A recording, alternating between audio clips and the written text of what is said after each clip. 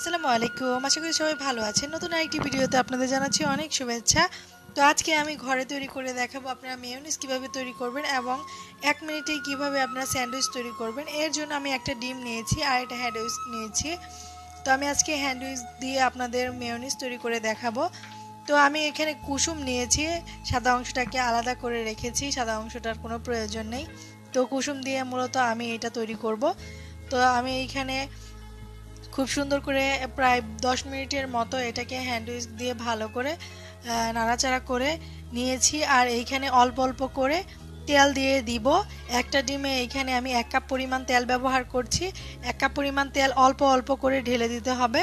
তো এটাকে ভালো করে যত আপনারা বিট করবেন তত সুন্দরভাবে মেয়োনিজ হবে। আপনারা সবাই মেয়োনিজ তৈরি করতে পারেন কম বেশি, তবুও আমি আপনাদের সাথে শেয়ার করছি যে আমি কিভাবে মাত্র 1 মিনিটেই মেয়োনিজ তৈরি করে আর বাচ্চাদের টিফিনের জন্য নাস্তা তৈরি করি, সেই ভিডিওটি নিয়ে হাজির হয়েছি আর কি। তো আপনারা দেখতে পাবেন যে কোনো প্রকার ঝামেলা ছাড়াই আমি আজকে স্যান্ডউইচ তৈরি করে দেখাবো এবং মেয়োনিজ তৈরি করে দেখাচ্ছি। তো সবাই দেখতে থাকুন পুরো ভিডিওটি, আশা করি ভালো লাগবে। তো ভালো লাগলে অবশ্যই আমার চ্যানেলটাকে একটা লাইক দিয়ে যাবেন আর অবশ্যই চ্যানেলটা সাবস্ক্রাইব করে পাশে থাকবেন। তো এখন আমি এটাকে প্রায় 5 মিনিটের মতো বিট করে, আপনারা চাইলে এটা ইলেকট্রিক বিটার দিয়েও করতে পারেন, আবার আপনারা চাইলে ব্লেন্ডারও করতে পারেন। খুব সহজেই কিন্তু হয়ে যায়। কিন্তু যাদের ইলেকট্রিক বিটার নেই, হ্যান্ড উইস্ক ছাড়া আর কিছুই নেই, তাদের জন্য আমি এই ভিডিওটি তৈরি করেছি। আর যাদের কাছে এগুলো আছে তারা কিন্তু 1 মিনিটে এটা তৈরি করতে পারেন। আপনার ব্লেন্ডারে তেল, ডিমের কুসুম দিয়েই কিন্তু এটা কিন্তু তৈরি করতে পারেন, আর কোনো কিছুই ভেজাল নেই। আর যাদের হ্যান্ড উইস্ক নেই তারা আর কি। তো আমি এইখানে 1 টেবিল চামচ লবণ, একটা লেবু, আর এইখানে 1 টেবিল চামচ পরিমাণ আমি ভিনেগার দিয়ে দিচ্ছি। আর এইখানে গোলমরিচের গুঁড়া দিয়ে দিচ্ছি। আপনারা ভিনেগার চাইলে অ্যাভয়েড করতে পারেন। ভিনেগারটা দিলে দীর্ঘদিন ধরে আপনারা এটা সংরক্ষণ করতে পারবেন, সেজন্যই আর কি। তো আমি এখন আবারও হুইস্ক দিয়ে এটাকে ব্লেন্ড করে নেব যেন আরেকটু ফোমি ভাব হয়। আপনারা এই সবগুলো উপাদান একসাথে ব্লেন্ডারে দিয়ে ব্লেন্ড করে 1 মিনিটের মধ্যে মেয়োনিজ তৈরি করতে পারেন। আর যেহেতু হ্যান্ড উইস্ক দিয়ে করেছি আমার একটু সময় লেগেছে, প্রায় 15 মিনিটের মতো লেগেছে। তো আপনারা চাইলে 1 মিনিটেই কিন্তু এটা তৈরি করতে পারেন ব্লেন্ডারের মাধ্যমে। আর আপনারা চাইলে এটা ইলেকট্রিক যে বিটার আছে কেক বানানোর, সেটা দিয়েও তৈরি করতে পারেন।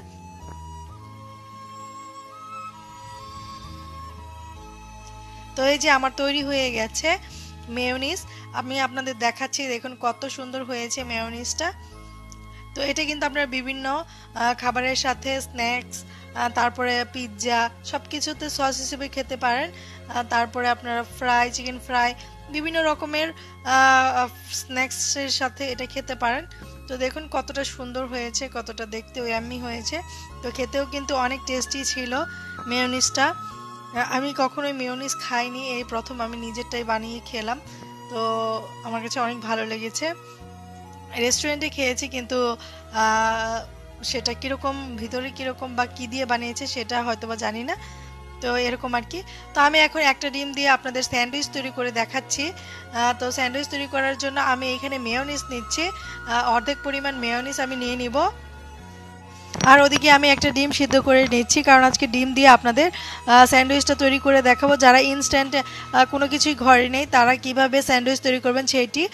তো ঘরে সস থাকলে সসটা দিয়ে দিবেন, সসটা দিলে কিন্তু ফ্লেভারটা অন্যরকম আসে। তো আমি একটা টমেটোর সস দিয়ে দিচ্ছি। তো সসটা ভালো করে মিশিয়ে নেবেন। আর এখন এখানে ডিম সিদ্ধ করেছি সেটা দিয়ে দিব। তো আমি ইনশাল্লাহ কিভাবে টমেটো সস আপনারা ঘরে তৈরি করবেন সেই ভিডিওটিও শেয়ার করব। এখন যেহেতু জিনিসপত্রের দাম বেশি, টমেটোর দামটা অনেক বেশি, এখন সসটা তৈরি করলে আপনার লাভের পরিমাণ কম হবে, লসের পরিমাণটা বেশি হবে, সেজন্যই আমি আপনাদের ভিডিওটা দেখাচ্ছি না। তো যাই হোক, এখন আমি এখানে সামান্য পরিমাণে পেঁয়াজ দিয়ে দিব, মরিচ দিয়ে দিব। তো আসলে আজকে নর্মাল জিনিস দিয়ে আপনাদের মানে স্যান্ডউইচ তৈরি করে দেখাবো, যে হাতের নাগালে যদি কিছু না থাকে, ঘরে যদি পাউরুটি থাকে, খুব সহজে কিভাবে স্যান্ডউইচ তৈরি করবেন সেটি আর কি আপনাদের সাথে শেয়ার করছি।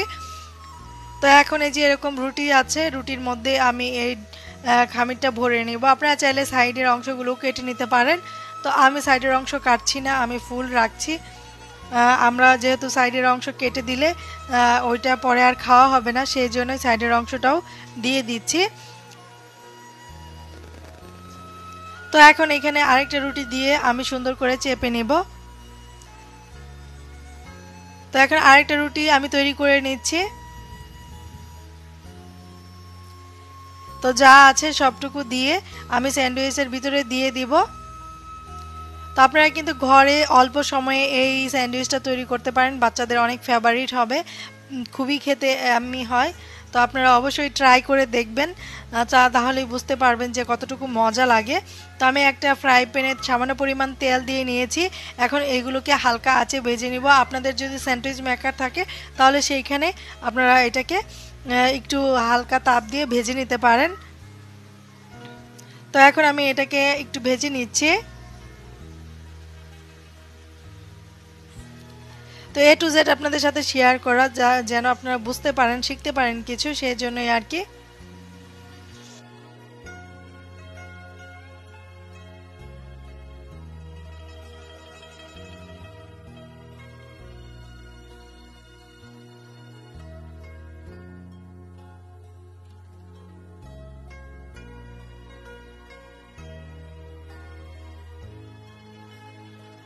তো আমার স্যান্ডউইচটা কিন্তু তৈরি হয়ে গেছে। তো আমি দুইটাই ভেজে নিব আর কি। তো এখন আপনাদের আমি কেটে দেখাচ্ছি কতটুকু স্যান্ডউইচটা ইয়াম্মি, জুসি এবং আপনার ক্রিমি হয়েছে, সেটাই আর কি দেখাবো। তো আমি কেটে নিচ্ছি, আপনারা তাহলেই বুঝতে পারবেন। তো কি বলবো, আপনারা কিন্তু 2 মিনিটে এটা তৈরি করে বাচ্চাদের টিফিনে দিতে পারেন, বাচ্চাদের অনেক ফেভারিট লাগবে, আর এটা কিন্তু স্বাস্থ্যের জন্য অনেক ভালো। তো আপনারা চাইলে ঘরে এটা তৈরি করতে পারেন। আর যদি আমার চ্যানেলটা ভালো লাগে অবশ্যই একটু সাবস্ক্রাইব করে যাবেন, আবারও বলছি। তো আপনাদের দেখাচ্ছি, এই যে দেখুন কত সুন্দর হয়েছে স্যান্ডউইচটা। তো আজ কথা বাড়াবো না আর। তো সবাই ভালো থাকবেন, আর অবশ্যই ট্রাই করবেন আর কমেন্ট করে জানাবেন। তো আজ এই পর্যন্তই। তো আমার জন্য বেশি বেশি করে অবশ্যই একটা লাইক দিয়ে যাবেন। তো সবাই ভালো থাকবেন, সুস্থ থাকবেন। আল্লাহ হাফেজ, আসসালামু আলাইকুম।